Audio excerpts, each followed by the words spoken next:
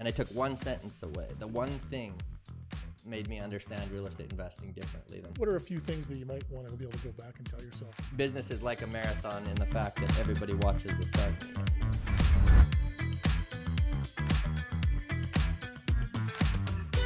Well, Shane, wanted to thank you today for coming in to be a guest on the Better Tomorrows podcast. Weather's not great today, so appreciate that you made it pretty much on time, and I thank you for taking the time to join us today. As an introduction, Shane Unruh is the president and CEO of Excess Asset Management. We'll talk a little bit about what Excess does and hopefully get into your journey today and how it came to be that you're the president and CEO of a growing, exciting organization. So thanks for coming. Well, thanks for having me. Excited to be here. So I always like to get the backstory of people who are in successful positions. I think just it's a good color for people to understand that you didn't wake up one day and find yourself in this role. And certainly in your case, I know a little bit about your backstory, but I'd love to, for the listeners, let them know sort of how does you became to be an entrepreneur and in the role you're in. Yeah. So I'll condense it down. It's a longer journey, but I'll get it short and you dig into whatever you want. So born and raised northern Manitoba, so it was a very small community. It was a place where, success and that kind of stuff wasn't talked about, right? There just wasn't any of that. I was specifically raised in a Mennonite community, so there was even less of that. It definitely wasn't that. So we farmed kind of our whole life, got into business. In my early 20s, I started, opened and ran a gym for 5 years. And then I got into real estate by buying a mobile home park. So it was kind of my first step into real estate. And then we transitioned out of that, moved to Alberta in 2020 and started what we have today, which is we do multifamily. We run a real estate fund. So just clicking back on that. So your first experience was you opened a gym in northern Manitoba. Tell us a little bit about that. Well, that must have been quite an interesting experience. Yeah. And like in hindsight, probably very naive. And I probably would never take that risk today, but I would, because we farmed in the summer and in winter, I actually always came out to Alberta and work construction and stuff. And I would come to the gyms out here and we had nothing like that back home. So I was like, man, everybody would love this, right? It would be a great idea. So yeah, we bought the land. We had money from the farm that we could use. So we bought the land, built the gym, and it was a lot of work. We spent 7 hours a day or 7 days a week, all day, every day there.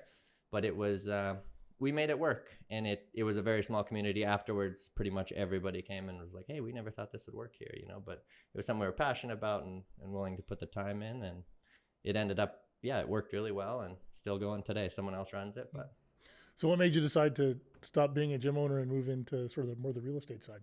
Yeah, so for me, I love scale. Like I like growing, and whether that's personally or in business, that's what makes me excited. I'm the happiest when I'm growing and building.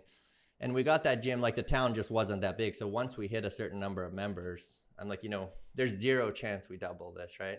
And the model worked because we worked 10 hours a day, 7 days. So it worked because we were there, not paying someone to run it. The model didn't work opening a second one in my mind. I was like, I can't do this in small communities. In cities, I don't like the gym model, or I didn't think that big maybe.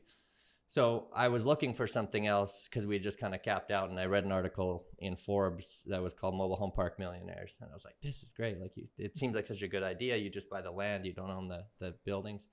And I read that, and it was fate or luck or whatever, but the one park that was in our town went up for sale. And I looked at that, and it was $1 million. And I just remember, for me, that was an endless amount of money. There's so much money. And I was like, there's just no way it can be worth this. It's a piece of land in a small town. And I got the numbers, and it just made total sense. I'm like, man, I could, in my mind, I thought I will not do any work and I'll make more money on this than I will doing this. So I was like, this is great. This is scalable. And we were able to get really creative with the financing to buy it with the current owner, like he did a VTB, and we were able to get it, and then found out very quickly it was not passive at all. And we spent equally as much time there. Right. And it's all the things you don't think about, kicking the drug dealers out, and all the stuff that goes on in a trailer park. So it was a ton of work. Me and my wife, spent a lot of time there. Her water broke, checking water meters at the park, and we're there 2 days later renovating units. So but it worked out really good, and that's kind of how I fell in love with real estate. Was there. Right.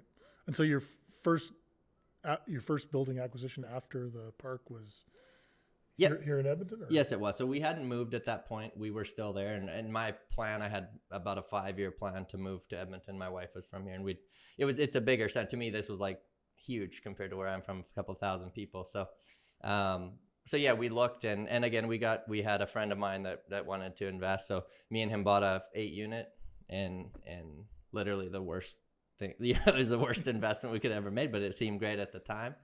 And that was kind of our first step into it. So when you say worst investment, it sounded like a good idea, but it wasn't. Exactly. Yeah. So I think that's just, you don't know what you don't know. So we, on paper, everything worked good. We were able to even get a VTB on this one, good financing, and it had a loan rental program in there, subsidized from the government. So it was, all of the rents were above market, and they paid all the vacancy. So it's pretty much the perfect deal you could get. We buy that building, change the government, they cut the program, but they're like, everyone's grandfathered in. So I'm like, this is great still. We're above market. And then 4 of the 8 tenants died within like a short amount of time. And then we had, it's just everything. The boiler went, we had a tenant call because like she had wrecked something in her unit. She didn't tell us, and she called HS. So they come inspect the whole building, and it's like the railings are 1/4 inch too big. So you replace that, then you have to redo the flooring, and it just went on and on and on. So yeah, I always caution people when the first one, you got to make sure there's a reserve fund, or like, we had our other businesses we could kind of lean on if we needed to. So we pump money into that more than. So looking back with hindsight, would there have been signs that maybe it wasn't a good acquisition? Probably. Knowing what you know now? Yeah, probably. But I mean, I always say, I'm kind of like grateful that happened. Had it been just a home run, I would have been like, man, smartest guy in the world, right? Best investor. And like, you would have just went, full in on, hey, this is what works. And this way it kind of taught you some lessons, and there would have been some stuff, but you can read every book and do everything you don't, until you get in it and do it. There's just, you're never going to know every single thing. So it just, I think you need to, starting out, somewhat have that reserve, or be somewhat cautious of that can happen. Right. So just reflecting back on how, I think we have a personal relationship, so I know that personal development is certainly on your radar screen, but sort of thinking back to the younger version of yourself where you were, maybe full of energy and enthusiasm, but maybe not the knowledge. What are a few things that you might want to be able to go back and tell yourself back when you first started? Maybe the start of the time where you first acquired the Aplex. What advice would you give yourself now to that version of Shane back then? Yeah. Well, I think like everybody, I wish I started younger, started sooner, but I think it just getting around the right people and getting that knowledge. Like, I heard just yesterday, a guy talked about, in business is like a marathon in the fact that everybody watches the start and the end, but that really is almost nothing to do with the business, right? It's that middle part. Nothing to do with running a marathon is at the start or the end. It's what you do in the middle. And I think getting around people who can explain that to you, like, yeah, anybody can go buy a building, right? Like, it's not hard to just put together a little bit of money. You can leverage it high right now. You can do it. And probably anyone at scale can exit that, but it's how do you properly scale a business, and how do you run it? And it's the hiring and all the different levels of things. So I think that getting around the right people, and I was fortunate when I moved here, I would just ask people more. Like there was a guy that he probably has about $1 billion in the city here of real estate, and he took a meeting with me, and you can learn a lot from that. And the conferences, the education, the business groups, things like that, like that's the best return on money. Like for me, I remember the first thing I ever bought like that it was I think $5,000, and I didn't have it. I was like, man, I can't spend this. And it was a 2-day thing, and I took one sentence away. The one thing made me understand real estate investing differently than I was looking at it. And that's made us millions like that, so what's the return on that, right? Because that 5,000, I could have used that to So you just said, I got one sentence. Can we know what that sentence is? Yeah, and at the time, it won't be as applicable now because everybody does this. When I started in real estate, people didn't use leverage the same as they do now. And I was watching the funds in the States. Every single guy was taking interest-only money. They were taking interest-only money for 4 years. And I just couldn't get my head around it because everyone told you got to pay the mortgage down, you got to build equity, you got to do it. And he explained why they did that. And he said, the way they look at it is you put more money down, you take interest-only money on there. And his idea is that you're prepaying the equity anyway, and you're over time. So every time, if you're paying principal and interest, essentially with real estate, most guys' model isn't to pay the building off, it's to refinance the money out. So he's like, why wouldn't you rather have more cash flow today? Let the bank use their money. You have a big spread. At that time, we were getting money at 2% and inflation was 5, let's say, or 4 or whatever. So he's like, you're paying the bank back with dollars that are worth less. So as long as you can use the bank's money today, buy an asset today that's going to go up in value with inflation, and pay the bank back with a dollar that's deflating, he's like, play that out over 10 years. And you look at, in 10 years, you're paying them back, even at 2% inflation with a 20% less dollar, and your assets went the other way. And there's a big spread there.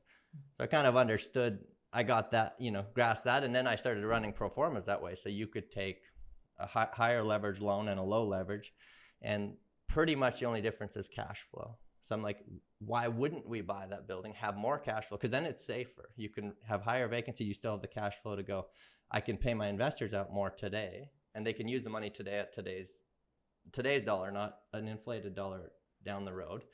And you're kind of doing the same thing the government does. You can use debt, and then inflation eats a lot of that away. So when you pay them back, and so that I kind of got that concept, and it changed. So when I first moved here, at the time you could only get 15% down was this high level, and like the brokers are like, man, don't do, like, you should do 25%.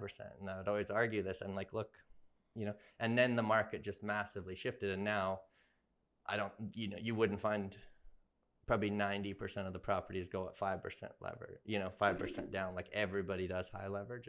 But at the time it wasn't that. So we were able to pick up stuff, not put as much equity down. And yeah, I'm excited to watch Excess grow, and I've got to witness part of your leadership growth and what you've built there at Excess, and it's something to be proud of. And and you've, I think, given a few good tidbits for young people with some ambition to follow. And so I want to thank you for taking the time today to come be a guest on the Better Tomorrows podcast, and wish you and Excess nothing but the best. Well, thanks a lot. Thanks for having me on.